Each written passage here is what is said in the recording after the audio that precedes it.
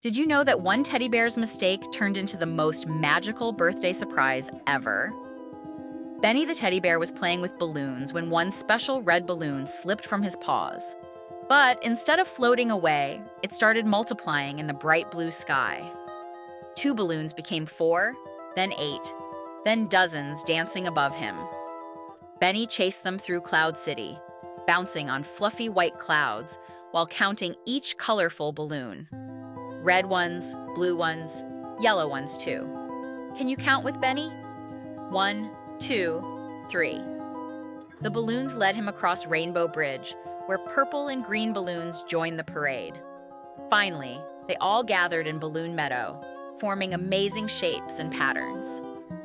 Benny thought he had lost his balloons forever.